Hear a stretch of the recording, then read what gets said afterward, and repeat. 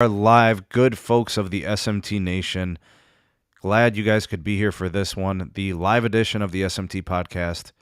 Tonight is September 16th, 2022. It is 8 p.m. Dennis is here. He already teased me for being late to the live stream. Dude, 2 minutes is not that bad. Come on, bro. I don't know what you're talking about. Over at Best Film Plans, we're just absolutely impeccable with our time. What's the typical average wait time for like the viewers that are already in the waiting? Your average wait time for this show is next to 5 minutes. Press 1 now if you'd like to hold your place in line or continue on to hold for the next operator. Yeah. So 5 minutes, that ain't bad either, man. Honestly, I've seen some shows get delayed, 20, 30 minutes, dude. If we're talking live editions, But yeah, we do our best. Everybody's got stuff going on, but we're here and we've got a good show lined up for you guys. One of the things that we'll be discussing tonight is a combo home internet option that might be coming your way. It's not going to be for everyone, and I'm not here to blow smoke up your wazoo or whatever, but there are probably some people who are looking at satellite as like their only savior to home connectivity. Interfere. Okay, hold on. Yeah, it's like a buzzing noise. Okay, I'll restart my interface here. Yeah. On a side note, while Sneed is doing that, I want to welcome in good SMT fashion Andrew to the chat. Happy iPhone Day to you as well. MS, good to see you as always. And of course, Mr. Zero Cool. It wouldn't be a Sneed stream if we didn't welcome people in. So yeah, we back. How's that, Dennis? Sounding good so far. Okay. All right. It shouldn't be an issue.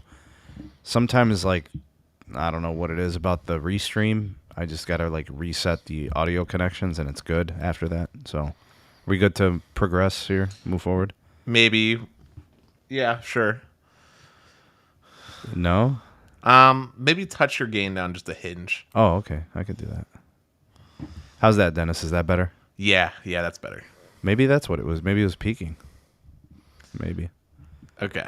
Anyway, we're ready to rock and roll. Let's get your screen on the show here. All right. To start with the first story here, this is kind of what I was doing with the intro is Hughes, or what's also known as HughesNet, is, it leaves a lot to be desired, Dennis. I don't think anybody's lining up to get HughesNet. The latency of the service is typically awful. So in this potential, I don't even want to really call it like a rebrand or a relaunch. It looks like they've made improvements to the latency, which really has been the fatal flaw of satellite home internet. What would you say is like the biggest issue with satellite home internet? Do you agree it's that, or do you think it's some other things? Two biggest issues with satellite internet are definitely latency, number one, for sure. But then also just raw bandwidth available being number two. Typical speeds on like a HughesNet, if you're lucky, is 25 meg-ish before they throttle you. Yeah, there's definitely some things here that make it less than desirable. I thought of the latency, obviously. So, Dennis, what if they, and we're just talking about HughesNet here, what if they were to kind of figure out a way to improve that latency? What does that do to the proposition of satellite home internet? If they could figure out a way to improve latency, it would definitely make satellite a very viable last-ditch fallback option for people that need like a redundant connection. I still wouldn't want it as a primary due to the limitations on bandwidth and demands of regular consumers and businesses. I feel like we've reached the point now where 25 and even 50 meg isn't really that great for household needs, and that we should be setting a goal for home internet replacements to at least be able to achieve 100 meg reliably.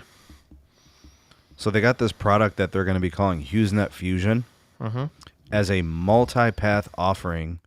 HughesNet existing geostationary plus available cellular networks combining to create this, like, I don't know, I guess 2-part home internet option.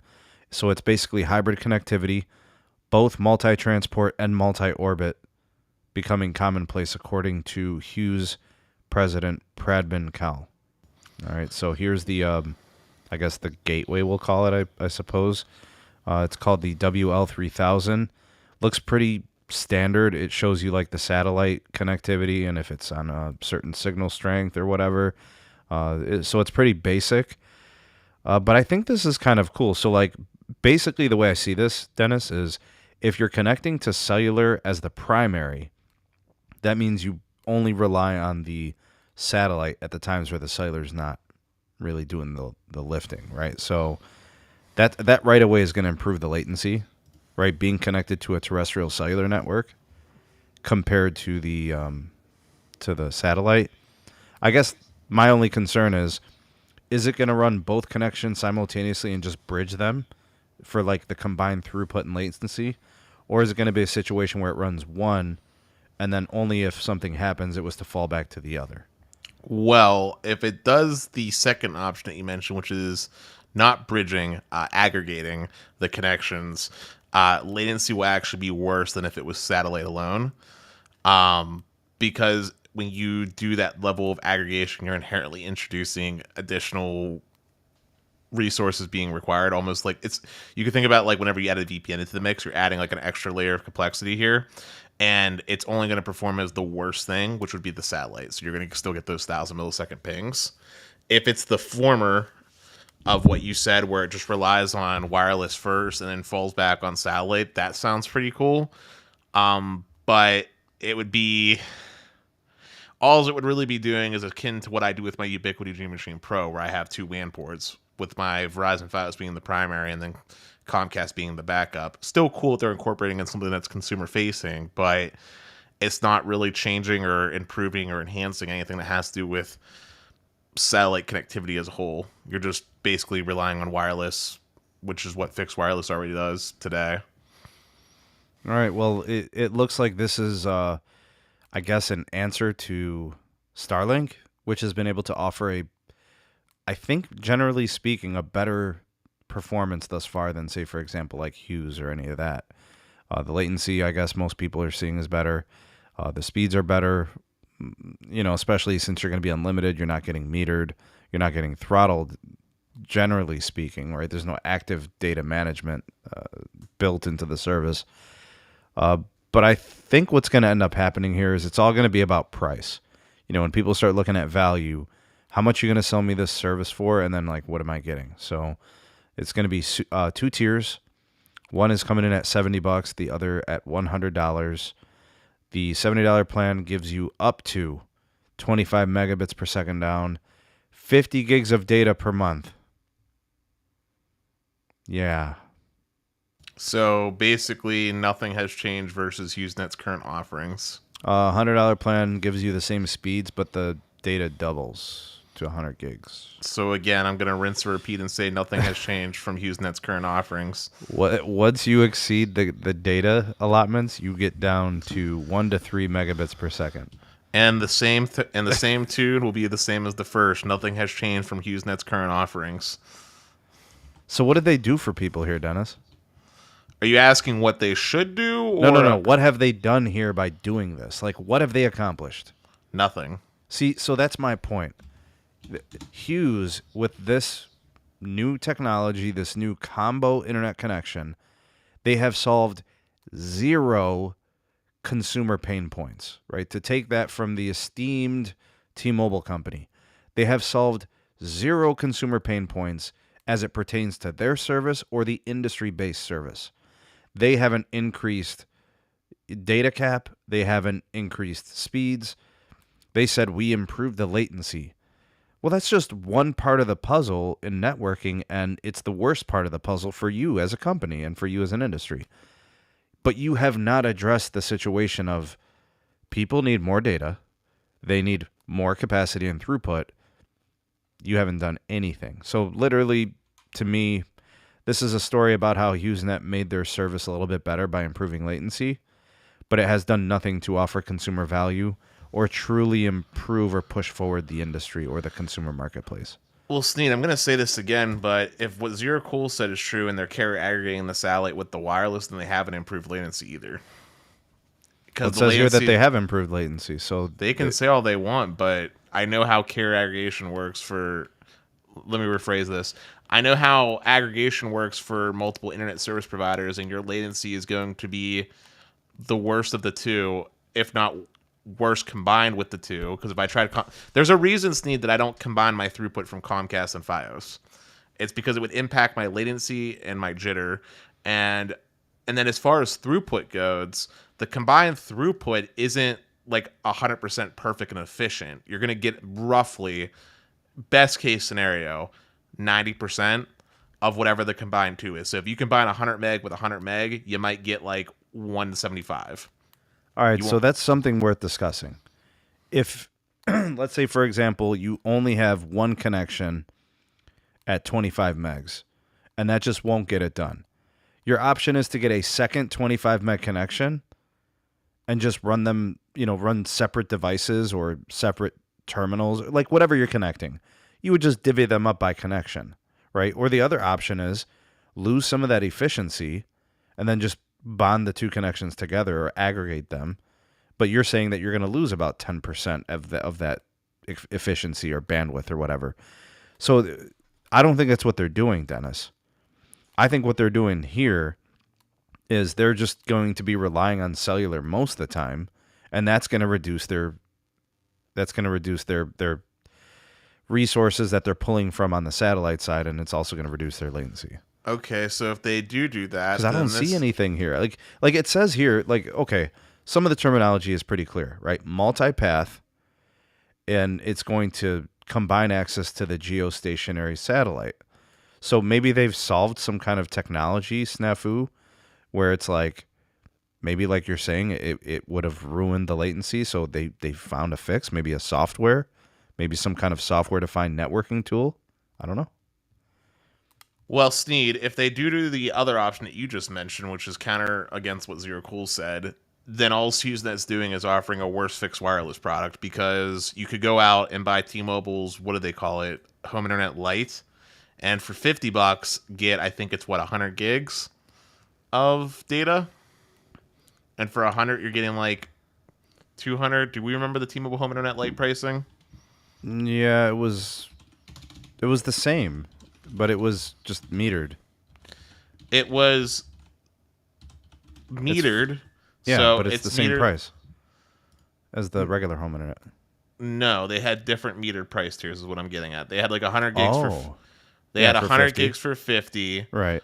Oh, and there was one more, right? Oh no, two more. There was like four plans so they had 100 gigs, 150, 200 and 300. And the point that I'm getting at with this metered pricing, since it's available across all of T-Mobile's footprint, is that they're giving you double the data for half the or for either the same or half the cost as what HughesNet's trying to charge, is my point that I'm making.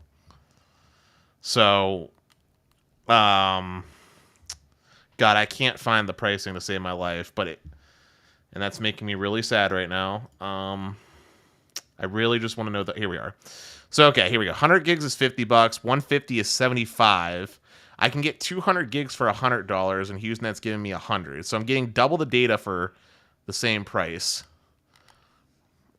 or the same amount of data for half the price. All right, so if we're looking at some of the details, because we want to look at some of the technicals here, it says this is an evolution of an enterprise solution for business. So basically, they were doing this on the business side already. Multipath tech to attach cellular signals for low latency applications and services that can be delivered in concert with the primary satellite broadband offering. The system developed by Hughes monitors traffic. Pause for a second.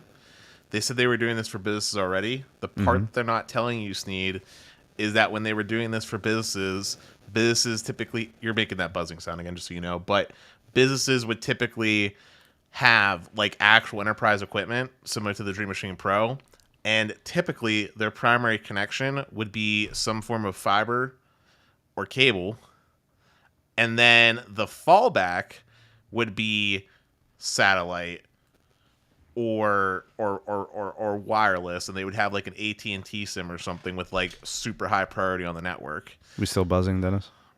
No, you're Okay. good. I think it's just because you're putting your phone by your box that sometimes happens. Yeah, that's actually a dish phone that's doing it. Gotcha. I've never had interference from any of my phones, but the dish one is doing it. But anyway, TLDR, when businesses do this, it's literally last ditch effort. It's like, this is like last ditch effort for connectivity for things like point of sale and stuff like that. They're not going to be using the same use cases as like a consumer. Sure. And if they do have demanding use cases, they're paying the money for fiber to be ran. I don't know. They're talking about latencies in the neighborhood of 600 milliseconds, man. Eesh. They're smoking a great pipe dream right there. Man, 600 milliseconds is generous. This is this is a pipe dream, man. Like, there's a reason why Hughes is like the last ditch effort for anything. You know, I'm not into this. Sneed, I'll put it to you this way, man. I would legitimately consider going with dial-up, like old school dial-up speed with like the modem that goes burr before HughesNet. I don't blame you, dog. Like, it's that bad. For anyone that's had the true pleasure of using HughesNet, you will know that it is the ultimate level of suffering once you go past that 50 gigs. Because they say they throttle you to like 1 to 3 meg, but in reality, it's closer to like the same as dial-up speeds. It's horrible, awful. Where I'm from, we call that awful. All right, Dennis, ready for this next one? Yes, good news. Yes, this is huge, Dennis. Can I repeat? This is huge, man. Huge. I wish I could do a Trump voice, man. I want to do huge like him. They're doing fabulous things. They're doing fantastic things. Why AT&T's fiber gambit in Phoenix is worth watching. Totally agree. This story kind of sort of getting swept under the rug. This is probably the biggest news of the week. Not Verizon's crappy Q3. Not whatever is going on at T-Mobile or AT&T. This is the biggest news story of the week, and nobody cares, bro. You know how many people's lives are going to be changed by this if things work out? I do. I also know. Do you know how big this would be for AT&T's ILEC potential within the state of Arizona? I do. And do you know how big this is for public branding and perception? Because now AT&T can say that they were able to connect X amount of underserved homes with reliable broadband. Touche, Dennis. And Touche. I also know that people really underestimate this, but fiber really is truly life-changing. It's like getting clean drinking water to your house or having perfectly reliable electricity to me. You had me up until that point, Dennis. But I get your point, dog. I do. AT&T announced it will build a fiber network in the Phoenix suburb of Mesa, a move that competes with the ILEC, which is Cox Communications, and fiber operator Lumen. The effort represents a test by AT&T to see whether it should expand its fiber network beyond the boundaries of its existing copper footprint. This sounds like there is DSL in the area, and they're basically saying, we're going to try this out. We are going to literally pull the DSL, install fiber, right? Deploy fiber, and we're going to monitor adoption rate. We're going to monitor penetration within Mesa. And if that part of Mesa, which is considered to be like the test bed, and it works out, they'll probably cover the whole city. And then from that city, it'll probably expand throughout the county. This is AT&T's opportunity to not only run fiber to premise, but we're talking about running fiber to their tower sites. We're talking about running fiber for enterprise, right? Massive capacity fiber. And then they become a true ILEC in this area, competing with the likes of Lumen and Cox. And the situation with Cox is very simple. They've only found any sort of profitability and success because they've been really the only player where they go. So now if AT&T comes into play here, it serves like 5 purposes. It brings competition to fiber to premise, and it takes competition to enterprise. This is a win on so many different levels, Dennis. Talk to me, man. Yeah, so in the enterprise space, for anyone that's not aware of what enterprise fiber pricing look like, it is pretty rough. Honestly, there's more choices than are available to most consumers, but the pricing has not gone down like it did for the consumer space. Like Sneed, I don't know, I'll just give you an example. What do you think a 100 meg metro connection of fiber costs for an enterprise for 100 meg? Ballpark, what do you think it costs? $200? Oh, I wish. Higher. $500? Yeah, you're looking at like $500 on average for 100 meg. Wow. Yeah. And it could be higher if it's a monopoly area. Some companies, like smaller regional providers, will be like $1,000.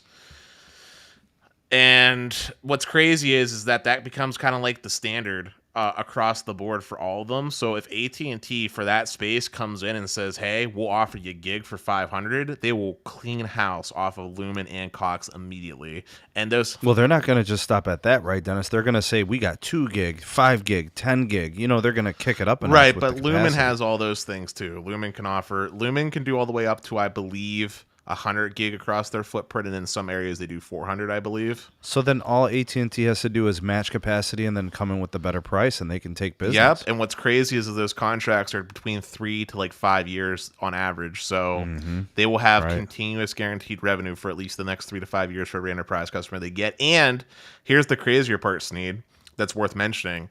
When you get those enterprise clients, right, like especially the larger ones that have headquarters across or different offices across the country, you're usually not just winning them for that one location. You're typically winning them across the nation. It's contracts. Yeah, so huge potential revenue for AT&T on that side of things. And now you can understand why in the audience, why Comcast gets so excited over enterprise fiber.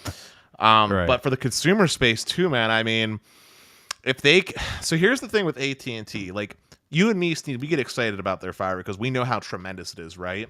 But one thing we got to point out about AT&T, and I hate to be a bit of a, I don't know what the word for it is, but AT&T sucks at expanding their footprint for home broadband. They're really bad at it. Like, sometimes I think that it's an aberration that it happened for me. Yeah, but like, a lot of times when they expand, they usually run into 3 core problems most of the time. Number one is that they run into legislative roadblocks that prevent them from expanding, i.e. they didn't do their due diligence to work with the local municipalities to get the right of way and stuff, and so they have to cancel the project that they invested in and just waste the rest of that money. Number two is that if they do get a successful build-out, they run into a situation like what happened down in North Carolina with our good friend No Radio, where no one signs up for it because apparently AT&T just drops the ball on their marketing team and no one knows it's like even available or cares. Or number 3, and this is also very common and sad to see, is they will start deploying it and get it cooking in an area, right? And they'll have serious interest, and then AT&T will just pull Verizon and just move on to looking at some other part of their footprint for investing. Like, instead of densifying and connecting all the homes in the zip code, they'll like do it in one little sliver and just call it a day. So we've seen neighborhoods get cut off in the middle of projects. We have seen cities get cut off in the middle of projects.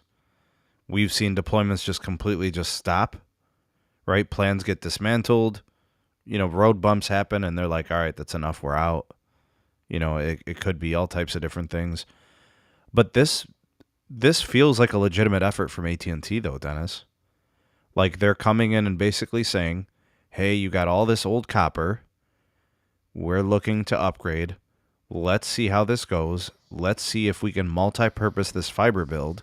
Because that's the impression I'm getting. This is fiber to premise. This is enterprise. Yeah. This means their tower site is going to, be a beneficiary of this as well. Yeah, but so first off, to be clear here, I'm excited. But the reason I had to bring up those devil advocate points or call out some reality is because this is not the first time I've seen a project like this happen.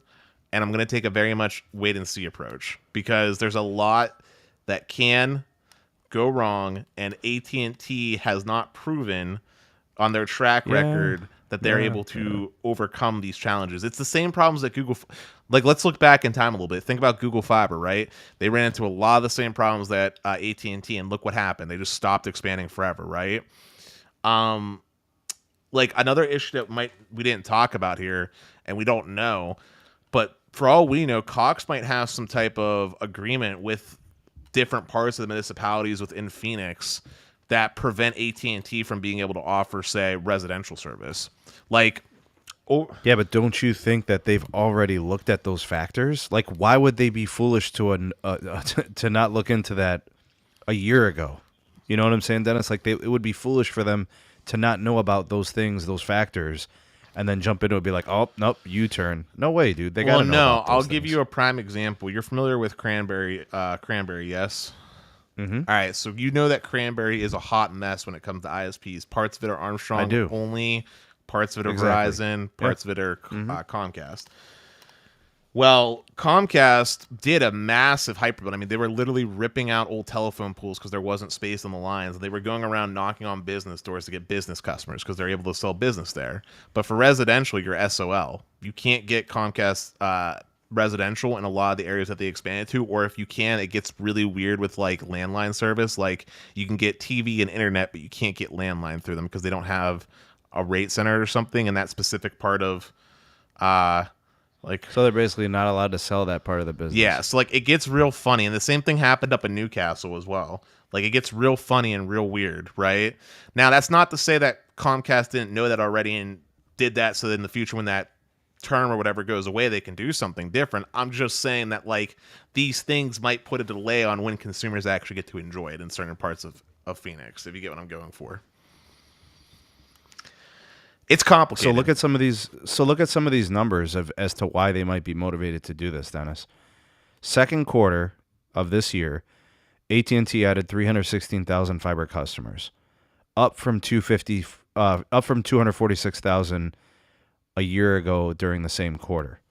So their fiber subscriber total is 6.59 million. AT&T ended the quarter with a 37% subscriber penetration in its fiber market. So let me tell you why this is important. In the last 2 years, they have increased this number to 37%. I remember when they first started tracking this number, it was 22%. So we're talking about like 3 years ago, like just before the pandemic started. It was in the low 20s. Literally in the heart of the pandemic, it hit like 34%. So it's just continues. What number what's the magical number, Dennis, for them to literally just go, we don't care what it takes, we are putting fiber everywhere and anywhere we can. 50%. Boom. 50% is the magic number. Yeah. Yep, because that means the opportunity to take customers, it's like 50-50. Right? They go on knock on one door, they don't get it. They can knock on the other door, they get it. Right? It's essentially what it means. But there's a more important number. First, let's address this. Blind Tech, you have been insane this week. Thank you for supporting Sneed with the $50 super chat, and it's or super sticker, and it's a fan character wearing sunglasses with fireworks. Man, thanks, Nimmer. Appreciate you so much, man. Blind Tech Adventures in the house. Appreciate it. Check out his YouTube channel, by the way, guys. He does live streams too. Huge supporter of our channel. Very generous with the donos and everything, man. Thanks so much for all that you do in supporting us, man. Appreciate it. But going back to what I was saying real quick, Sneed, there's a more important factor here outside of raw percentages of what AT&T can take, because the percentage honestly isn't actually that important. It's about the amount of people in a given pass, right? Like if they're serving like 1 million customers and they get 50% of them, that's pretty nice. Right. For Arizona or for Phoenix, right? I'm saying though, like you said, you were talking about AT&T expanding it everywhere, right? Like that was your statement. I'm saying that even if Phoenix takes off and does really, really well, it doesn't change the fact that AT&T is probably not going to immediately just start upgrading their existing copper in the more rural parts, right? Where like maybe you're only connecting 10 homes every mile, 15 homes. Like it has to be dense and typically well off areas too, where they think they can get a return on investment within a reasonable amount of time. I wonder if it becomes a situation where they get momentum. Like they focus on selling it. Like what they did here, Dennis. They came into like these neighborhoods out here. They installed fiber, and then you saw their retail employees everywhere. Their salespeople. They had young girls, like early 20s, walking around, hey, who's your internet provider? Hey, who's your wireless provider? They sent this guy on a little Segway, and then they sent him around, and he's like, hey, who's your provider? Like, they made sure everybody knew that AT&T was selling fiber now. No more DSL, better than Cox, better price, by the way. Priced better, and the product better, right? And the performance better. So yes, but what led they did their part here. But what led up to that, to them actually building out to you, Sneed? What was it that motivated them to build out to the SMT headquarters before that? Well, I mean, I think they just saw the opportunity. I mean, it was DSL before. Yeah, but why did they see the opportunity now and not 10 years ago, 5 years ago? Not really sure I know what you mean, Dennis. The answer is that basically TLDR, the funding equation changed. So before, for your density, for your community, it didn't make sense. But something changed to pivot the scales and say, oh, I see what you're saying now. Yeah. So, okay. So yeah, I mean, there's a lot of government fund bucks going around, isn't there, Dennis? Yeah, government fund bucks or government getting out of the way to reduce expenditures, i.e. maybe they say you can use the utility poles instead of having to go underground or something else like that. Also, yeah, Zero Cool. Seriously, they were sending people on rollerblades and stuff. Seriously. Also, Andrew's touching on something too, although I didn't necessarily hit this, but it's the same way that MNOs can say they got 250 million pops, but struggle to get that last 50 or so. So, i.e., AT&T with their fiber rollout is going to be very selective, just like how MNOs are. How about some Comcast and Charter factor involved in the story? You ready for this, Dennis? Oh, Doxus Dennis is ready. With RDOF as a factor, Charter is expected to expand its cable footprint to 1 million customer locations in the coming years, and there has been a torrent of specific announcements. Comcast just announced an expansion to 3,400 homes and business in Spring Hill, Kansas, as part of its plan to pass 800,000 additional homes this year with landline broadband. And I don't know if you guys are watching, but both Comcast and Charter are winning a lot of bids to build out more network in more places where they don't have a footprint. So these RDOF opportunities, the Rural Digital Opportunity Funds, are government dollars that are going to get shoved in the face of Comcast and Charter, and they're going to build their network. And by the way, it's going to be fiber, so it's going to be good. And I think a lot of people are going to be really happy with this. 800,000 of new fiber network infrastructure in the coming years. We're talking about 800,000 miles. That's pretty nice news, guys. This is a great article with a lot of good stuff to look forward to. Need small correction real fast. Yeah. Comcast is going to build fiber, but it's still going to be coax to the house for consumers. Sure, to the premise, sure. Yeah. Just wanted to... But the fiber's there, Dennis. Yeah. And with DOCSIS 4.0, don't we have a bright side to this? Yes. I just wanted to add a small clarification. And also worth mentioning, but Sneed, I don't know if you knew this or not, but every single node upgrade that Comcast does for the mid-splits that are DOCSIS 4 ready are also nodes that can be just converted straight to fiber. So if they wanted to do that kind of switch, it's the hardest part. The hardest part's already basically done at that point. Dude, this is huge. This is such a great story. Seriously, if this becomes a success story, Dennis, you got to eat crow. Oh, I'm not. Listen, Sneed. Wouldn't you be happy to eat crow in this case? I would be happy to eat crow, and I'm just saying, I'm happy. I just felt like instead of selling people a wolf dream, they have to understand that a lot of things have to go right. Because come on, man, come on. This. Okay, so things are trending up for AT&T and their fiber build. Come on, man. It's much more positive today than it was 2 years ago. When AT&T does a fiber build, I look at it when like PennDOT does a road project, right? Like it's essentially a public infrastructure build, and we know that public infrastructure builds can change or succeed and for a million different reasons, right? Maybe the administration changes and funding just dries up for this RFD fund, right? And then AT&T's like, wait a minute now, ain't worth it, right? Like there's things that can change is all I'm getting at. Gotcha.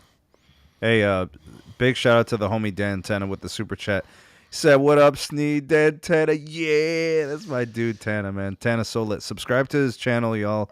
This guy, actually, for those of you that watch all the speed testing videos, all the instrumentals and the music, that is the man who produced all of it. So big shout out to him. Appreciate the fire, bro. And keep up the good work. I saw your live stream a couple of days ago. It's like a day or two ago. I know you haven't done much lately, but we're still following you and looking for that fire content, man. Appreciate you, dog. But see, Charles is sticking it to you too, dog.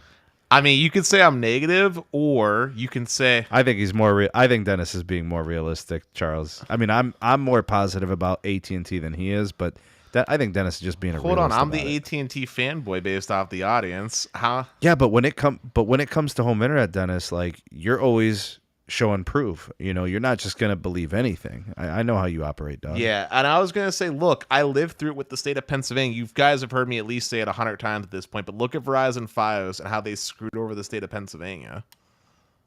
Right? Well, they did it in Mississippi too. Right? And AT&T, by the way, also screwed over some states whenever they did the state funding. So this wouldn't be like I'm just. But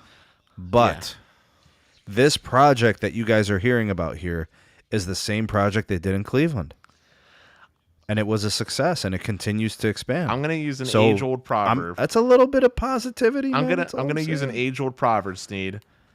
The road to hell is paved with good intentions. AT&T might have the best intentions in the world, but they don't. But it's business, Dennis. It's business. And what I'm saying is with business is that there's a lot of external factors that can make the project come to an end or not meet the original intended scope. So they might get the ILEC, for example, but then when it comes to phase 3, which is converting to giving actual consumers, residential customers, the product, a lot of things can go wrong between now and then, because this is probably going to take them, realistically speaking, I'm going to guess it's going to take them over the span of about 3 years to cover like the entirety of this zip code and like these zip codes that make up this city of Phoenix. Like, I think it's going to take them like a long time. I think it's going to be rolled out in a timely rollout, similar to how like when Comcast expanded out into places where Blue Ridge Cable was, like out in Lidditz, Pennsylvania. It took Comcast like 3 years to cover all of like Lidditz, Ephrata, and Kingston, for example, when they did their hyper builds out there in the central part of Pennsylvania. And I'm going to say it's going to take a similar amount of time for AT&T, and 3 years is a long time, especially when they might have other projects, mind you, that may potentially be making them more money. And if funds become tight because of free cash flow drying up because of aggressive promos on the wireless side, or the economy deciding to take a left turn, or maybe we get another supply shortage, it can put this project into jeopardy with an indefinite delay. Like you said, it's happened before. We saw it happen with Google Fiber. Maybe a NIMBY comes in and raises a stink that delays the project. Yeah. Yep, those are all factors. I mean, but the fact that it's starting, the fact that it's happening, you just want to see as many people get it, the fiber build as possible. So it's good vibes for me, man. I'm happy and positive. I'm playing the counterbalance, because if we were both just super positive and dreaming like in a day world, then it wouldn't be as interesting, right? I got to be spicy. Facts, Dennis, with the spice. All right. The slow march to standalone 5G. The standalone version of the technology, dubbed Real 5G by some over-exuberant marketers, comes with new core network technology, promising benefits its older non-standalone NSA sibling cannot support. Never would be going too far, but the new variant remains conspicuous by its absence in many countries. So like the U.S., for example, Dennis, we don't have standalone 5G networks yet. We have certain carriers testing it. We have certain carriers giving it the beta run or whatever. It sucks when I've connected to it, and then other networks don't even have it. So there's only one I'm not carrier really commenting on like the current iteration of SA. Yeah, there's only one carrier that's even remotely close to standalone. That's T-Mobile, and T-Mobile hasn't allocated the funds, resources, or bandwidth as far as spectrum is concerned to even leverage the benefits that would come from it. So it's not there yet. And then Verizon, not even close yet. And AT&T has been pip quiet about their standalone rollout. So you need bandwidth to do a standalone rollout, right? And you need tower sites to have upgraded gear. It's not like, okay, let's launch a standalone network and you just send a firmware update to tower sites. It's not that simple. Like, the tower sites need standalone 5G gear, and then you need, a fully mature network core that's actually going to be operational and feature rich and dependable and all of those things. I mean, look, when Verizon goes multi-channel C-band, we can talk, right? When T-Mobile gets all their spectrum on air, and they shored up some of those white space licenses with the most recent N41 auction. Like, those are the things that have to take place, I don't know. It looks like they're having trouble in other countries too. Here's some UK carriers such as Vodafone. No firm date for an SA launch. Here's another one from some other carriers in UK. They're all kind of in the same place. So it's like everybody's trying to sell you this 5G network, but we still don't really have like a 5G network, right? Everything is running off an LTE core. The thing that we have seen is some people have been using fixed wireless access. That's cool. We've got wider channels for like the N41, the N77. Millimeter wave customers have the best case scenario, in my opinion, right? But as long as we are relying on LTE for the network core, nothing's changing. Like, the latency is pretty much the same. The capacity on the uplink is limited. How much are we really benefiting in terms of range and edge cell? Like, we haven't really seen things manifest themselves. Sneed, I feel like I'm going to be the one that's uncharacteristically positive and change the perceptive for a second. Do networking needs of today actually need standalone? Can you? I mean, if you want improved latency, yeah. But hold on. Can you tell me that you haven't seen meaningful benefit whenever mid-band spectrum got deployed properly and appropriately? If I can get sub 10 milliseconds on my handheld, I will start gaming on my smartphone. But you're missing my point. Like, I'm saying, really? I'm missing your point? My point that I'm getting at here is that just the additional spectrum alone that the carriers got when deployed and executed properly with proper backhaul has made leaps and bound changes for realistic use cases already, with the exception of your latency point, right? But even latency has decreased, at least for Verizon anyway. I've noticed a decrease in latency. Like, before C-band, before all the additional CBRS that went up, ping times for Verizon in Pittsburgh typically hovered around, I'd say, 35 milliseconds. Sure, yeah. Now that the network is way more capacitive, assuming that you're not like at the Robinson Mall where it's got congested again, but let's just say you're like out in like Beaver County, right? More rural part of Beaver County. Latency has dropped to as low as like 17 milliseconds I've seen over mid-band 5G. That's pretty good. That's good for now. It still needs to go sub 10. It still needs to get to around 5 milliseconds for me to take it seriously. Really? Because even cable today is anywhere between 6 to 14 milliseconds, depending on the cable. And cable sucks. What? And cable sucks. Like, why is that that's no kind of standard? I'm saying that's that people tech. game online with it without lag just fine. Yeah, but that's my point. Is when do we start seeing our mobile networks being like a cable-like experience? I'm saying then we can have the conversation of people taking mobile gaming seriously and people start developing apps that actually require a latency requirement. Like right now, you playing Tetris, your latency doesn't matter. Even like when you look at Stadia, which is like Gen 1 mobile gaming, needs a decent latency. Like, you got to go sub 40 milliseconds to even have a hope. All right, so Sneed, let me ask you a question. Jason kind of touched on this as well. With the exception of fixed wireless, tell me a use case that requires lower latency than that's being offered over an LTE core at the moment. I mean, the gaming platforms can't truly explore their potential without having networks to push them outside of home Wi-Fi networks. I semi-agree with you in that. What do you mean, Dennis? The reason why I'm saying there are titles that require low latency and they can do better. I agree with you on that. But the reason why I'm saying semi is because there's not a single mobile game that I can think of that people play on their phones that actually, like, you're not playing Call of Duty Modern Warfare 2 on your phone, right? Like, that's not. Yeah, but who's to say that can't be explored though? I mean, I guess, but like, okay, aside from fixed wireless, like I said, and Jason D commented, right? Aside from that, And then aside from like this focus on like hyper competitive first person shooters, right? Because other games aren't that sensitive. Like strategy games don't care, and there's other games that don't care. What is the use case that current LT core ping times, which when done right is somewhere between like I'd say 17 to See, 20 mil. we're missing the point. Okay. That this is what the 5G networks are for. It's to provide the opportunity. It's the playing field to create the new use cases. So we don't know what games and titles we need on mobile yet. But you can't foster that. You can't encourage that and nurture that without giving them the field to play. I truly believe that if you build it, they will come. If you don't build it, they're going to stay doing whatever stupid stuff they were doing. So we're going to keep saying things like what title needs it and what game needs it. Well, what if we just do the networks and then allow the games to be developed?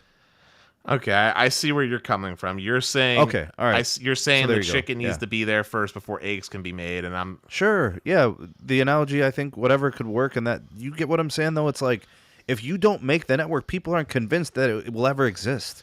If you keep waiting, well, you move. It's like, I don't know if you ever watch UFC fights. Sometimes these fighters get into the cage. They're so hesitant. Nobody wants to throw the first punch because they know a counter punch is coming. But like, come on, man. At some point, somebody's got to throw a damn punch. all right. The crowd starts to get restless. People start getting aggravated. They're throwing stuff in the cage. Somebody's got to get hit in the mouth soon. I get you. You know? Will you at least meet me halfway though in saying that even without standalone, the current just the additional spectrum as a whole has provided leaps and bounds improvements to mobile networking as a whole? Of course, Dennis. I spoke to the capacity improvement from the very beginning. Okay, cool. Then we're on the same page. Sure. Yeah. I just want to see different stuff happening. I want to see like. During my lifetime, I want to see new things come to market to engage the consumer. And then I want those things to become a part of my mobile network operators' bundles and add-ons.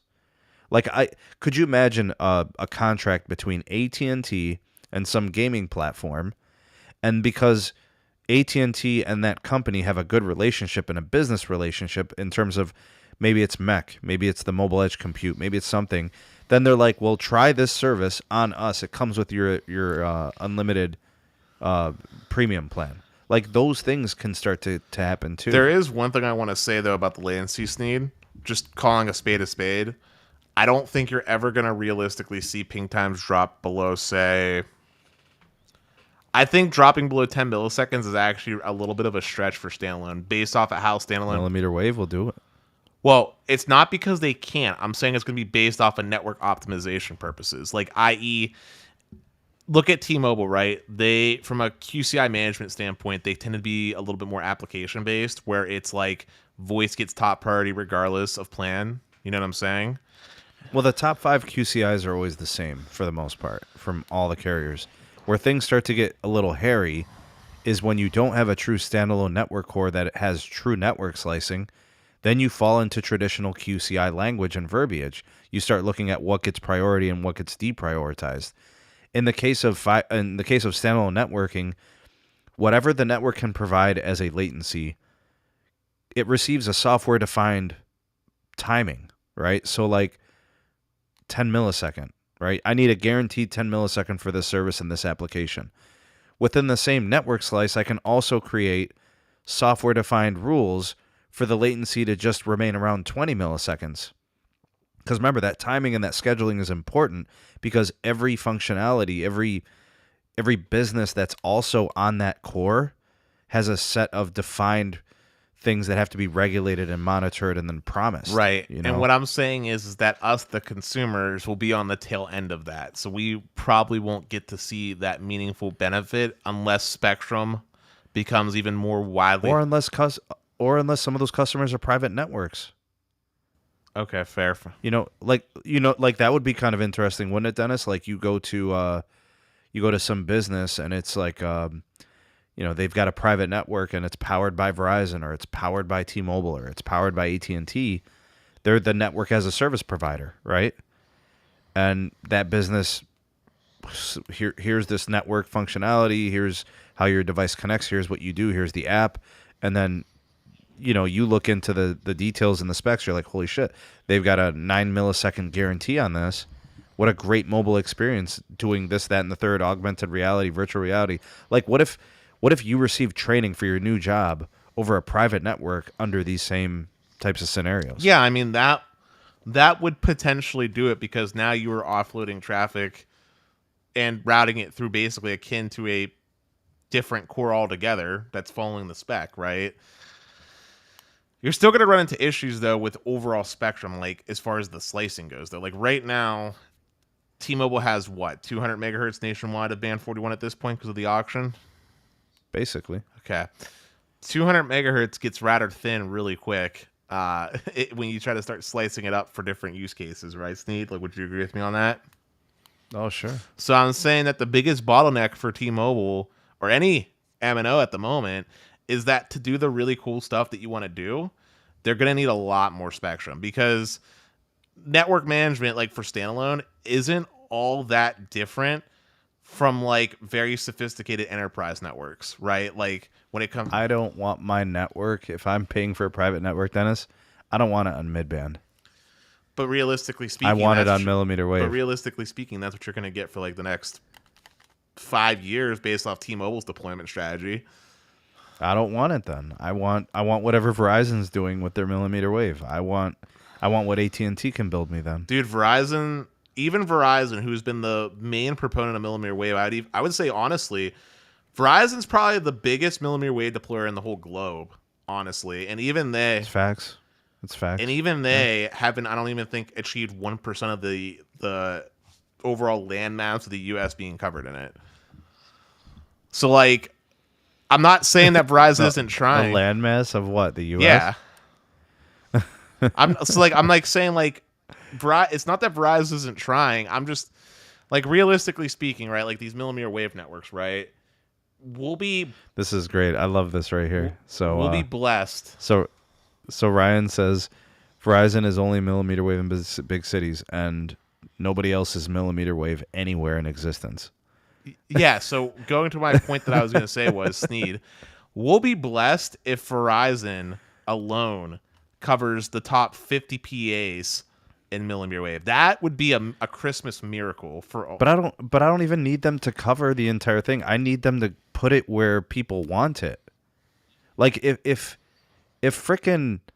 people are willing to pay thousands to have fiber run to their business, tens of thousands of dollars, why wouldn't they be willing to pay for millimeter wave to come to their because premise? When enterprises do that, a lot of times with those private fiber networks, they actually get ownership of the node itself. So that fiber becomes theirs. So if they want to transition to a different operator to provide fiber, it's a matter of making a phone call and the fiber is already ran. Dude, some of these nodes are going up for like 15, 20 grand. And they're done in a day. I watched the guy right at the bakery. It was like 2 blocks away. He installed a node in like 2 hours. The wiring, the power, the installation, the anchoring. Yeah, but you're missing you're missing the critical part. You were talking about why would enterprises not do this? It's because in that scenario, that's Verizon owned the whole way through. In my scenario, for the largest of enterprises, they actually end up owning the fiber that goes from like their property. But you're talking about semantics, Dennis. It's not semantics, because in one what does it matter if it's going to be multi-purposed or if it's going to be privately owned or whatever? I still want these options available to me if I'm a business owner. If I own a block and I have, like, let's say I have tenants. Let's say I have rentals. I've got apartments or lofts or whatever, and then I've got a couple of storefronts, and I've got a couple of businesses, a coffee shop, a clothing store. Let's say I own a block, and it's multi-purpose dwelling, multi-purpose commercial. I want nodes everywhere, and I want to leverage that technology for the connectivity of the people that live in my apartments, plus my businesses, plus whoever's renting for me, whatever. You see what I'm saying, Dennis? Like, I want that type of thing happening, dog. So going back to the central part of the article, though, we both agree we went standalone. Continue with the article. Well, it just goes on here to talk about the challenges that we're seeing. Like, what are the things that are the thorn in the side of, why things aren't happening? Spectrum. Like, we still don't have Dennis, that's the big piece, right? We don't have 2 wide NR channels on any network right now, right? Like, the only thing we could say is Verizon is doing millimeter wave in some places, and then they're doing C-band right now in their like top 50 or 60 PEAs. And, you know, I mean, T-Mobile's deploying N41 in pretty deep channels in most places, but they're still not even at a point with standalone networking, really, in my opinion. I've tested it. It's bad. I don't like it. It's unreliable. I don't think it's ready for commercial, so it's like beta or whatever. They've got 30, 40 megahertz of C-band coming their way. So add that to their portfolio of mid-band holdings. They've got PCS spectrum up the wazoo. They could do something with that. I mean, they own 2 companies worth of band too, dog. Steve, I just want to tell you, man, for standalone to meet what you would want to see from it, the carriers are going to need basically like 2 more auctions. I was going to say like 4 solid NR channels. Like they're going to need like 4 solid like 100 megahertz wide channels to do what you want. Okay, so how far is AT&T from getting there? What do they need? 2 more auctions? Well, they only have 100 megahertz of C-band nationwide. Well, if you count the DoD, they're at like 140, 120. Okay, so they need at least 3 auctions. 160 in Dallas. They're going to need at least 3 auctions. Okay, so they need 3 auctions because let's think about how because they don't do CBRS. Well, it's not just that, but let's think about how much AT&T tends to win from these auctions. It's not that much. So AT&T is going to need at least 3. Verizon will need at least 2 solid auctions, and then T-Mobile will need at least 1 more auction, and that assumes that T-Mobile actually just goes ham like Verizon did and just drops billions to actually get like another 150 megahertz at least of midband nationwide. Pete wants to jump on the show. I'm about to send him the link. The bearded dragon. And also, there's something we haven't mentioned here, but at least in the U.S. at the current moment, the only midband that's coming down the potential pipe is the 12 gigahertz, and we already know that. No, we got a 3.1 auction coming here in the next couple of years. How much is being allocated towards that as total megahertz? It's at least 100 megahertz. Right, so that's chump change compared to what we need, right? So I'm saying the only... Well, we're going to look at it. We're going to look at the 3 gigahertz band. You know what I'm saying, Dennis? It's going to be, some companies are like Verizon. They'll get in on the 3.1. They have, 140 to 200 of the 3.7. They didn't do anything with DoD, but they'd be in on the 3.1. So they would be essentially 200 or more megahertz. So they'd be at 2 wide channels of midband, right? Plus the additional CBRS channel, which they can do 30 to 40 of licensed plus the unlicensed, so like 50, 60, 70, 80 megahertz is very doable. So in that world, I like that build out. T-Mobile's got like 40 plus megahertz of PCS in most of the country because of the Sprint acquisition. Yeah, but they're using that for the Starlink.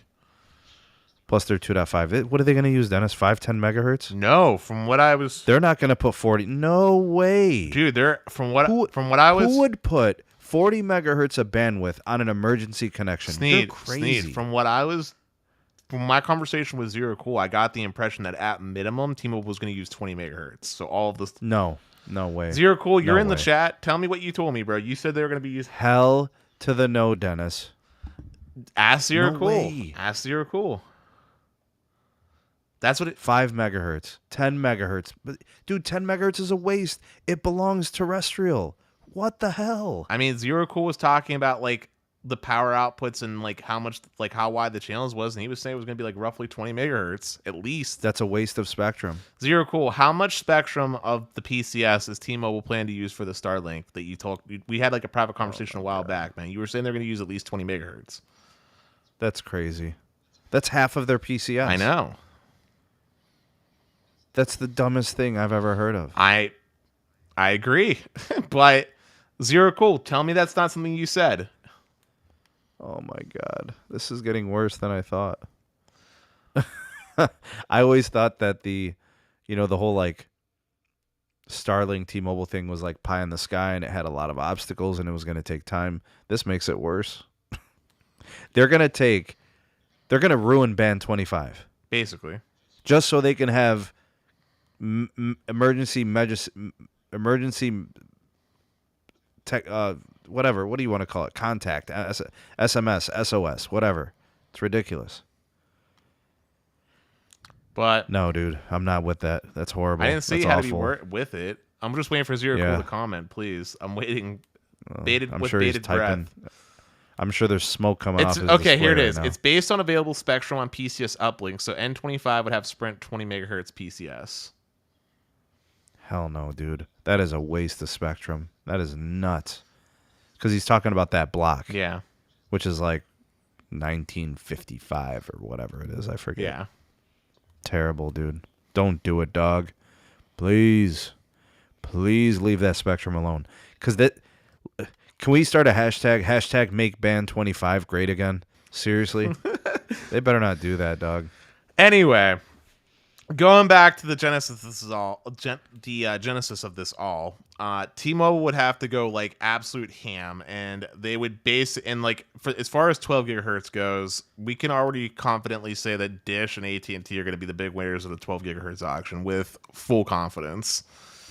So the only hope for Verizon is that 3.1, which King Sniper made me feel a little bit better. He said that apparently it's going to be this auctioned off.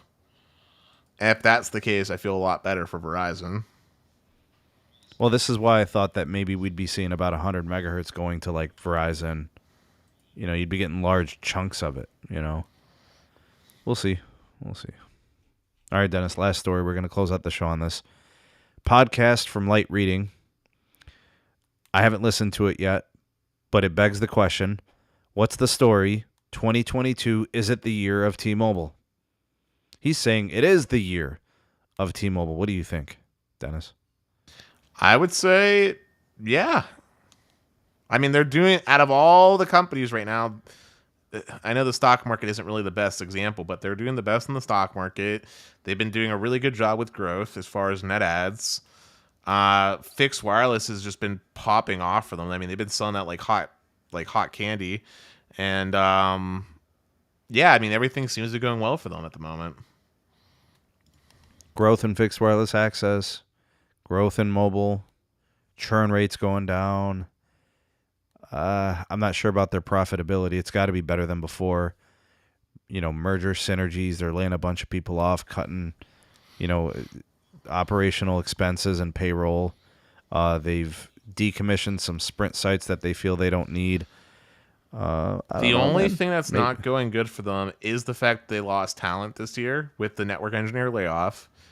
And the other thing that's not going good for them, this has always been a pain point for them, is the network.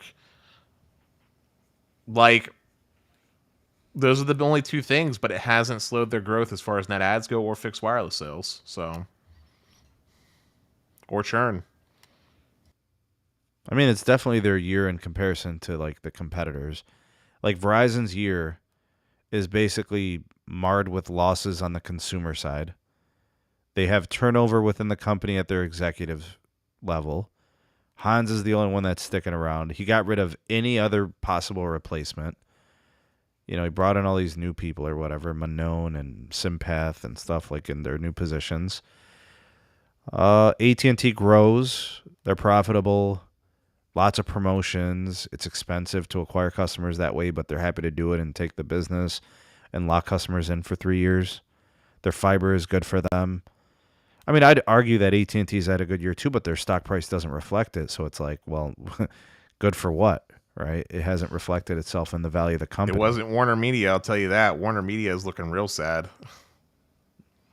Well, I mean, it was a bad decade, right? We're still seeing the residual of Randall. The ghost of Randall Stevenson continues to haunt us. Like, where would the AT&T network be if it wasn't for Randall Stevenson? They would honestly, and I'm not even exaggerating when I say this, they probably would be literally considered unanimously the best network in the U.S. with the most coverage. And what would their national fiber footprint be if Stanky was the head of the company from the beginning? They very well might have achieved the goal of having like 60% of their footprint of customers being migrated over to fiber to the home at that point. Yeah. Technoid's going live, Dennis. So I definitely wanted to respect that and keep this at around an hour. We did it. You are the GOAT, sir. Thanks for all that you do. Thanks for coming in and hanging out. Pete, we'll try to get you on the next show. In fact, I want to do a Patreon show this weekend, so maybe we can do that if we can get the timing down.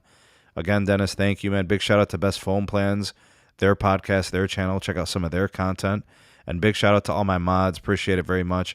I don't see the usual suspects like Baby Yoda, but I did see some of my mods like Pete was there and Zero Cool and everybody. So thanks, guys, for watching and listening. Thanks for supporting. Put in your favorite hashtag Ravioli Gang, hashtag Replay Crew, hashtag Telco Poppy, hashtag Telco Jesus. If you got any other ones, Replay Crew, whatever. I look forward to those hashtags. Comment anything from the podcast that you want to throw in there. Any questions on anything we discussed also are welcome.